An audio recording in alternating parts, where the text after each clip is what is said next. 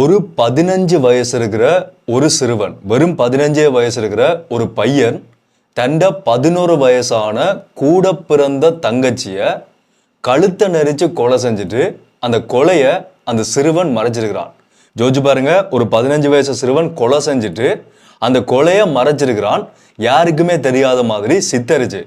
இது நடந்தது பக்கத்தில் இருக்கிற இந்தியாலேயோ இல்லாட்டி வேறொரு நாட்டிலேயோ இல்லை, எங்கட நாட்டுக்குள்ள இலங்கைக்குள்ள கிழக்கு மாகாணத்துல. அவங்களோட அப்பா அம்மா அங்க போனார்கள். எதுக்காக இந்த கொலை நடந்தது, இந்த கொலைக்கான காரணத்தை கேட்டீங்கன்னா எல்லாருக்குமே பயங்கர அதிர்ச்சியா இருக்கும். இப்படி ஒரு சம்பவம் நடக்கும்ன்றது எனக்கு ஏற்கனவே தெரியும். உண்மையை சொல்லப்போனா எனக்கு எப்போவோ தெரியும். இது வெறும் ஆரம்பம் மட்டும்தான். இது இந்த இடத்துல நடந்த ஒரு சம்பவம் என்று சொல்லி மட்டும் யாருமே எடுத்துக்கொள்ளாதீங்க. அடுத்தடுத்ததா பல பகுதிகளில் இந்த மாதிரியான சம்பவங்கள் நிச்சயமா நடக்கிறதுக்கான வாய்ப்புகள் அதிகமா இருக்குது. நாளைக்கே நான் நேரடியா சொல்றேன், இந்த வீடியோ பார்த்து கொண்டிருக்கிறாங்கல்ல சில பேர் வீடுகளில் கூட இந்த மாதிரியான சம்பவங்கள் நடக்கிறதுக்கான வாய்ப்புகள் இருக்குது. இந்த வீடியோ பார்த்து கொண்டிருக்கிறார்கள், நிறைய அப்பா அம்மா பார்த்து கொண்டிருப்பீங்க, நிறைய யங்ஸ்டர்ஸ் பார்த்து கொண்டிருப்பீங்க. கட்டாயமா இந்த வீடியோவை முழுமையா கடைசி வரைக்கும் பாருங்க. சில முக்கியமான விடயங்களை இந்த வீடியோல முழுமையா நான் சொல்ல போறேன். எல்லாருக்குமே நல்லா தெளிவா தெரிஞ்சு கொள்ளக்கூடிய மாதிரியான சில முக்கியமான விடயங்களை சொல்ல போறேன். வீடியோட கடைசியிலையும் இந்த மாதிரியான பாதிப்புகள் ஏற்படக்கூடிய வீடுகள் இருந்தா அந்த வீடுகளுக்கு தயவு செய்து இந்த வீடியோவை ஷேர் பண்ணுங்க. ஏனென்றா இது இன்றைக்கங்கட சமூகத்தில் உருவாகிருக்கக்கூடிய ஒரு மிகப்பெரிய பிரச்சனை. இது இலங்கையில மட்டுமில்ல, உலக அளவில் உருவாகிருக்கக்கூடிய ஒரு பிரச்சனை. ஆனா எங்கட இடத்துல உங்களோட வீடுகள்ல அது வரக்கூடாதுன்னு நீங்க நினைச்சீங்கன்னு சொன்னா இந்த வீடியோவை எல்லாருக்குமே ஷேர் பண்ணுங்க. என்னன்றதை கொண்டா விரிவா முதல்ல இருந்தே சொல்றேன். அனைவருக்கும் வணக்கம், நான் உங்கள் BK கரிகாலன். ஓகே, என்ன நடந்திருக்குன்னு பாத்தீங்கன்னா, இப்ப 2-3 நாட்களுக்கு முதல், சரியா சொல்ல போனா மே மாதம் 28ஆம் தேதி இலங்கையில கிழக்கு மாகாணம் மட்டக்களப்புல ஏறாவூர் என்ற ஒரு இடம் இருக்குது. ஏறாவூர் எல்லாருக்குமே தெரிஞ்சிருக்கும், பயங்கர பிரபலமான ஒரு இடம். அந்த இடத்துல ஒரு தமிழ் குடும்பத்துல இந்த சம்பவம் நடந்தது. ஒரு தமிழ் குடும்பத்துல, அந்த குடும்பத்துல ஒரு 15 வயசான ஒரு சிறுவனும் அவன் 11 வயசான ஒரு தங்கச்சியும் இருக்கிறார்கள். அவங்களோட அப்பா வந்து வேலைக்கு போற ஒருத்தர், அவங்களோட அம்மா வெளிநாட்டுல பணிப்பெண்ணா வேலைக்கு போன ஒருத்தரா சொல்லப்படுறார். ஸோ அந்த 2 பிள்ளைகளுமே அவங்களோட அப்பாட பராமரிப்புல தான் வாழ்ந்து கொண்டிருக்கிறார்கள். இந்த நிலைமையில கடந்த மே மாதம் 28ஆம் தேதி அவங்களோட அப்பா வளம மாதிரி வேலைக்கு போனதுக்கு பிறகு அந்த 2 பிள்ளைகளுமே வீட்டுல தனியே இருந்திருக்கிறார்கள். 2 பேருமே போன் பார்த்து கொண்டு இருந்திருக்கிறார்கள். ஸ்மார்ட் போன்ல டிக்டாக் பார்த்து கொண்டு இருந்ததா சொல்லப்படுது. அந்த 15 வயசு பையன் என்ன செய்யறான்னு சொன்னா, அந்த தங்கச்சி வந்து போன்ல டிக்டாக் பார்த்து கொண்டு இருக்கும் போது அந்த போனை கேட்டிருக்கிறான். போனதான்னு சொல்லி கேட்டுக்கிறான் போல இருக்கு. அந்த தங்கச்சி வந்து கொடுக்காம அந்த போனை பார்த்து கொண்டே இருக்கும்போது ஒரு கட்டத்துல 2 பேருக்கும் இடையில ஒரு வாய் தர்க்கம் ஏற்பட்டிருக்குது. 2 பேருமே சண்டை பிடிக்க ஆரம்பிச்சிருக்கிறார்கள். ஒரு கட்டத்துல அது கைகலப்பா மாறி 2 பேருமே அடிபட ஆரம்பிச்சு அந்த 15 வயசு பையன் என்ன செஞ்சிருக்கிறான்னு சொன்னா, அந்த விரக்தியிட உச்சத்துல அந்த தங்கச்சியிட கழுத்தை பிடிச்சு நெரிச்சிருக்கிறான். கழுத்தை பிடிச்சு நெரிச்சு அந்த தங்கச்சியை அடிச்சிருக்கிறான். அந்த பிள்ளை வந்து அந்த இடத்துலயே மயங்கி விழுந்திருக்குது. மயங்கி விழுந்துட்டு சொல்லப்படுது, உயிரிழந்து போயிட்டு சொல்லப்படுது. அந்த பிள்ளை விழுந்ததுக்கு பிறகு நல்லா பாருங்க, தன் தங்கச்சியை வந்து கழுத்தை பிடிச்சு நெரிச்சு அந்த பிள்ளை மயங்கி விழுந்துட்டு இறந்து போயிடுது.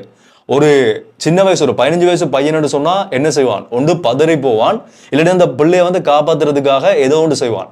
ஆனா இந்த 15 வயசு சிறுவன் என்ன செஞ்சிருக்கான்னு சொன்னா, அந்த பிள்ளைய அது செத்துட்டேன்னு சொல்லி அவன் கன்ஃபார்ம் பண்ணி கொண்டு, உறுதிப்படுத்தி கொண்டு அந்த பிள்ளைய கொண்டு போய் தங்களோட வீட்டு பாத்ரூம்ல இருந்த இந்த பக்கெட் இருக்கு தானே, நாங்க அந்த தண்ணி நிறைச்சி வைக்கிறதுக்காக பயன்படுத்துவோம், பெரிய பெரிய பக்கெட் இருக்கு தானே, அந்த பக்கெட்டுக்குள்ள அந்த பிள்ளைய தூக்கி போட்டு அதுக்குள்ள தண்ணிய ஃபுல்லா ஃபில் பண்ணி அந்த பிள்ளைய வந்து அதுக்குள்ளேயே போட்டுக்கிறான். அது எப்படின்னு சொன்னா, அந்த பிள்ளை வந்து தவறி அந்த பக்கெட்டுக்குள்ள விழுந்த மாதிரி சித்தரிக்கிறதுக்காக அந்த பிள்ளைய கொண்டு போய் அந்த பக்கெட்டுக்குள்ள போட்டுக்கிறான். போட்டுட்டு இந்த பையன் அந்த வீட்டிலேயே இருக்காம, தன் வீட்டுல இருக்காம பக்கத்து வீட்டுக்கு போயிருக்கிறான். அவங்களோட அப்பா வேலைக்கு போயிட்டார், அவங்களோட அம்மா இல்ல.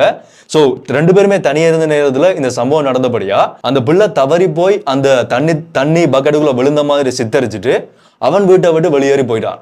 வேலைக்கு போன அப்பா திரும்ப வீட்டை வந்து பார்க்க 2 பிள்ளைகளையுமே காணல. தேடி போய் பார்க்கும்போது தான் பாத்ரூமுக்குள்ள இந்த பிள்ளை அந்த பக்கெட்டுக்குள்ள டெட் பாடியா பிணமா கிடக்கிறத அவங்களோட அப்பா பார்க்கிறார். உடனேயே ஹாஸ்பிட்டலுக்கு கொண்டு போகும்போது அங்க டாக்டர் சொல்றோம், அந்த பிள்ளை ஏற்கனவே உயிரிழந்து போயிட்டு. இந்த பையனை அதுக்கு பிறகு தேடி அவங்களோட பக்கத்து விட்டு இருந்ததை கண்டுபிடிக்கிறார்கள். இவனும் அந்த சம்பவம் நடக்கும் போதெல்லாம் சாதாரணமா தெரியாதவன் மாதிரியே தான் அந்த இடத்துல இருந்திருக்கிறான். அதுக்கு பிறகு அந்த பிள்ளையினுடைய பிரேத பரிசோதனையில இருந்து இந்த சம்பவம் ஒரு கொலையா இருக்கலாமோன்ற சந்தேகத்துல விசாரிச்சு கொண்டு வரும்போதுதான் இந்த சிறுவன் மேல சந்தேகம் ஏற்பட்டு அவனை விசாரிச்ச இடத்துல தான் அவன் சொல்லியிருக்கிறான், டிக்டாக் பார்க்கறதுக்காக தன்னோட தங்கச்சி போனை தராததால கழுத்தை நெரிச்சு கொலை செஞ்சுட்டு தான் கொண்டு போய் அந்த தண்ணி தொட்டிக்குள்ள தூக்கி போட்டுன்னு சொல்லி அந்த 15 வயசு சிறுவன் சொல்லியிருக்கிறான். தான் அந்த கொலையை செஞ்சேன்னு சொல்லி அந்த சிறுவன் ஒத்துக்கொண்டிருக்கிறான். தான் கழுத்தை நெரிக்கும் போது அந்த பிள்ளை உயிரிழந்து போனதா இல்லாட்டி தண்ணி தொட்டிக்குள்ள போட்டதுக்கு பிறகு மயக்கமா இருந்த நிலைமையில தண்ணி தொட்டிக்குள்ள போட்டதுக்கு பிறகுதான் அந்த பிள்ளை உயிரிழந்து போனதான்றது இப்ப வரைக்கும் போலீசாரால உறுதிப்படுத்தி சொல்லப்படையில.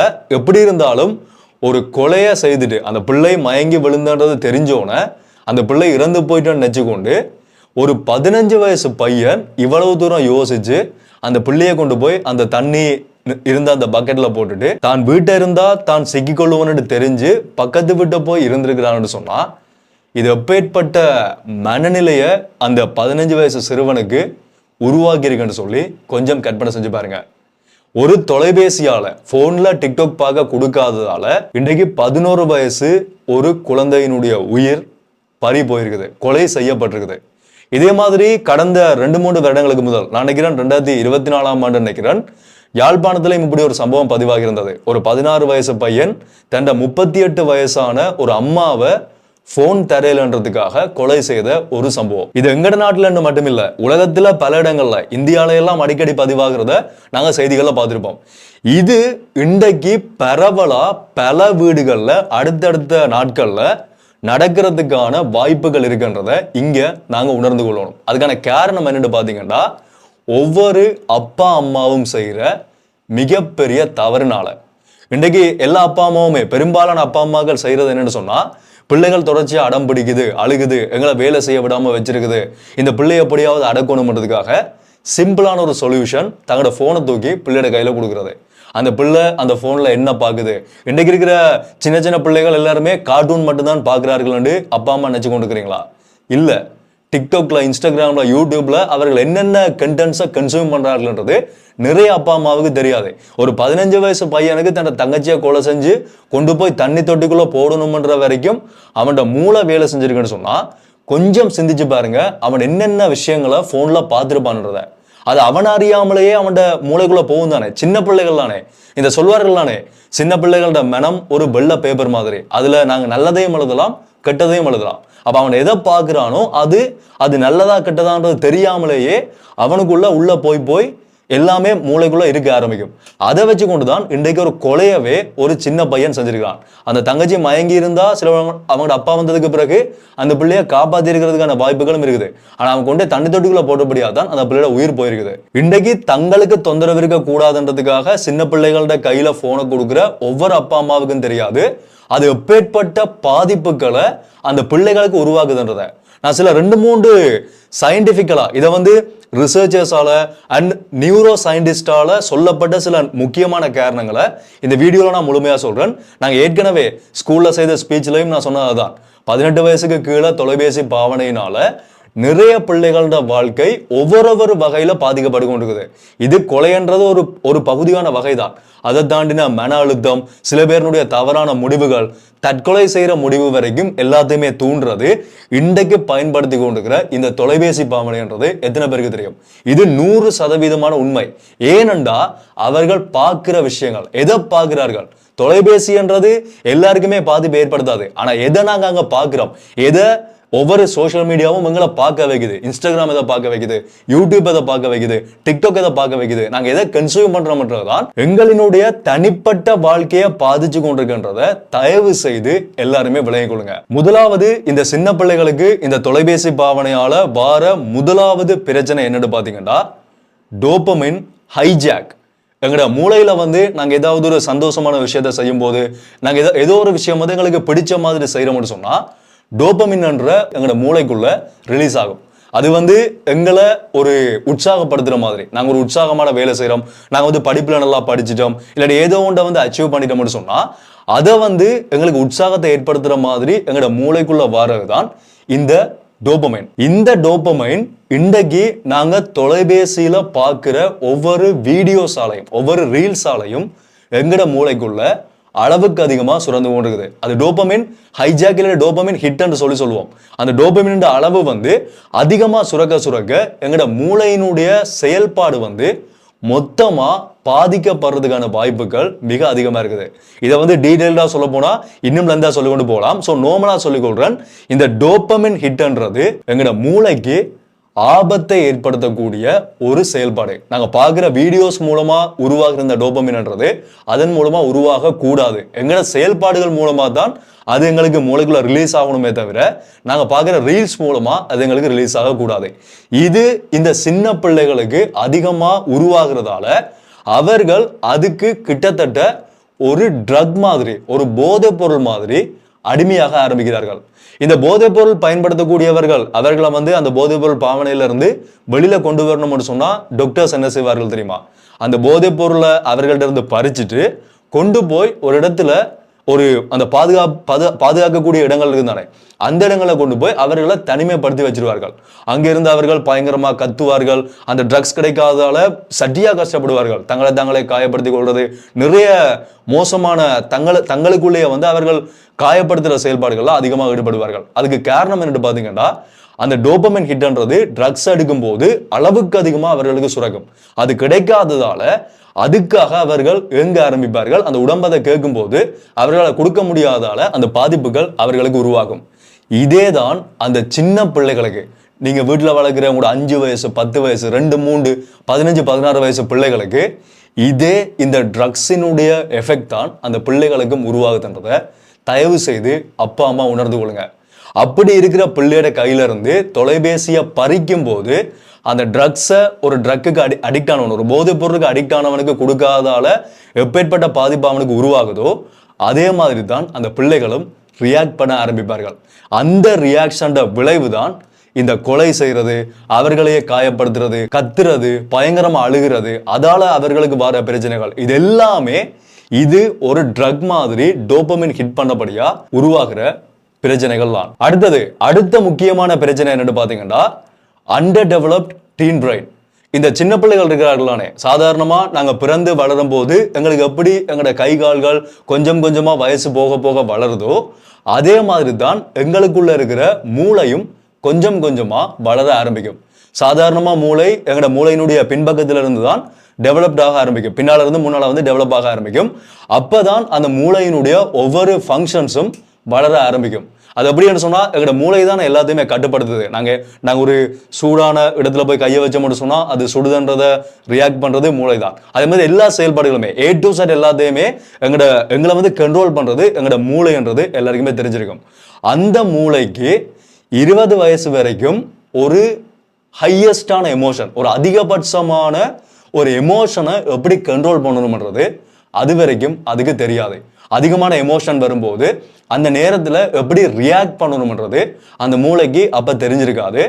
அந்த நேரத்துல 15-16 வயசுல இருக்கிற பிள்ளைகளோட கையில போனை பறிக்கும் போது அந்த பிள்ளைகளுக்கு அதுக்கு எப்படி ரியாக்ட் பண்ணணும்ன்றது அவர்களுக்கு முழுமையா தெரியாது. இதே மாதிரி இன்னும் பல விஷயங்கள், நான் சொன்னது சாதாரணமா ஒரு எமோஷன் மட்டும்தான். இதே மாதிரி எல்லா ஃபங்க்ஷன்ஸுமே சரியா இயங்காம இருக்கும்போது மிகப்பெரிய அளவுல மூளையில அவர்களினுடைய மூளையில இருக்கக்கூடிய செயல்பாட்டு ரீதியா அவர்கள் பாதிக்கப்படுவார்கள். அந்த பாதிப்பு மனநலம் பாதிக்கப்பட்டு அவங்களோட வாழ்க்கையே மொத்தமா இல்லாம போற நிலைமை வரைக்கும் அந்த தொலைபேசி பாவனையினுடைய அடிக்ஷன் அவர்களை கொண்டு போய் விட்டுரும். ஸோ இந்த மாதிரி நிறைய காரணங்கள். அடுத்தது இந்த வயலன்ஸ் இருக்குதானே, இன்றைக்கு நாங்கள் சினிமால பார்க்குற இந்த கொலை செய்யறது, கொள்ளையடிக்கிறது, இந்த மாதிரியான எல்லா வயலன்ஸுமே அந்த போன்ல பார்க்கும்போது அது சாதாரணமானதா மாற ஆரம்பிச்சிடும். ஓகே, இந்த மாதிரி தான் நாங்கள் கொலை செய்யறது, இந்த மாதிரி தான் கொள்ளையடிக்கிறது, இந்த மாதிரி தான் அந்த கொலையை மறைக்கிறது, இந்த மாதிரியான நிறைய விஷயங்களை பார்க்கும்போது நான் சொன்ன மாதிரி அந்த எமோஷன்ன்றது அவர்களுக்கு என்னன்னு தெரியாம இருக்கிற கட்டத்துல அதுவே அவர்களுக்கு பழக ஆரம்பிச்சிடும். இது சாதாரணமானதான்ன்ற மாதிரி அந்த சின்ன பிள்ளைகளுக்கு பழக ஆரம்பிச்சிடும். இந்த படங்கள் பார்க்கும் போதெல்லாம் எதுக்காக இந்த A சர்டிபிகேட் இதெல்லாமே கொடுக்குறார்கள்? அவர்களுக்கு என்ன வேற வேலை இல்லையா? ஏனென்றா அந்த 18 வயசுக்கு கீழே அந்த பிள்ளை அந்த படத்தை பார்க்க கூடாதா, பார்க்க கூடாதான், சைக்கலாஜிக்கலா பாதிக்கப்படும் தெரிஞ்சபடியாதான் அந்த படங்களுக்கான சர்டிஃபிகேட்ஸ் வந்து ஒவ்வொன்றா வந்து கொண்டிருக்குது. ஸோ இதை புரிஞ்சு கொள்ளாம அப்பா அம்மா செய்கிற தவறுனால தங்களினுடைய ஒரு சௌகரியத்துக்காக பிள்ளைகள்கிட்ட கையில தொலைபேசியை கொடுக்கறதால உங்களோட பிள்ளைகளோட வாழ்க்கையை நீங்களே அழிச்சு கொண்டிருக்கீங்கன்றதை மட்டும் தயவு செய்து புரிஞ்சு கொள்ளுங்க. இதை புரிஞ்சு கொள்ளாம பிள்ளை படிக்கல, பிள்ளை சோம்பலா இருக்குது, பிள்ளை கதைக்குது இல்லை, பிள்ளை சாப்பிடுது இல்லை, தண்ணி குடிக்குது இல்லைன்னு சொல்லி கம்ப்ளைண்ட் பண்றதால எந்த பயனுமே இல்லை. நான் ஆரம்பத்திலேயே சொன்ன மாதிரி இந்த பிரச்சனை இன்னும் பல வீடுகளில் நடக்கிறதுக்கு நிறைய நாள் ஆகாது. பல வீடுகளில் இது நடக்கிறதுக்கான வாய்ப்புகள் அதிகமாக இருக்குது. இந்த அளவு எக்ஸ்ட்ரீமான லெவலில் இல்லாட்டியும் சாதாரண அடிப்படையான லெவலில் கூட நிறைய வீடுகளில் நடந்து கொண்டு தான் இருக்குது, நடக்கும், இனிமேலும் நடக்கும். அதை நீங்கள் நிறுத்தணும் மட்டும் சொன்னால், அதுலேருந்து நீங்கள் வெளியில் வரணும் மட்டும் சொன்னால், அந்த பிள்ளைகளை கொஞ்சம் கொஞ்சமாக அந்த தொலைபேசி பாவனையிலேருந்து வெளியில் கொண்டு வாங்க. ஒரு டெக் ஃப்ரீயான ஒரு வாழ்க்கையை அவர்களுக்கு நீங்கள் கொடுக்கணும். பெற்றோர் தான், ஏன்னா அப்பா அம்மாவோட கடமை தான் என் பிள்ளைகளை வளர்க்குறது. அதுக்கேற்ற மாதிரி இந்த பிள்ளைகளை வளர்த்தா மட்டும்தான் இந்த பிரச்சனையிலேருந்து அவர்களை பாதுகாக்க முடியும். தயவு செய்து இதை கொஞ்சம் சீரியஸாக எடுத்துக்கொள்ளுங்க. உங்களோட பிள்ளைகளோட எதிர்காலம் நல்லா இருக்கணும்னு சொன்னால் இதை முக்கியமாக கவனம் செலுத்தி இந்த பிரச்சனையிலேருந்து உங்களோட ஒவ்வொருத்தரோட பிள்ளைகளையும் நீங்கள் பாதுகாத்து கொள்ளுங்க. முடிஞ்ச வரைக்கும் இந்த வீடியோவை எல்லாருக்குமே ஷேர் பண்ணுங்க. கட்டாயமா எல்லாருமே தெரிஞ்சு கொண்டு திருத்தப்பட வேண்டிய ஒரு முக்கியமான பிரச்சனை. ஸோ தயவு செய்து ஷேர் பண்ணுங்க. அப்பதான் அவர்களையும் இதுக்குள்ள இருந்து காப்பாற்ற முடியும். இதை பற்றி உங்களுடைய கருத்துக்களை நீங்க தாராளமாக இருக்க கமெண்ட்ல சொல்லிடலாம். மீண்டும் வீடியோவில் சந்திப்போம். நன்றி.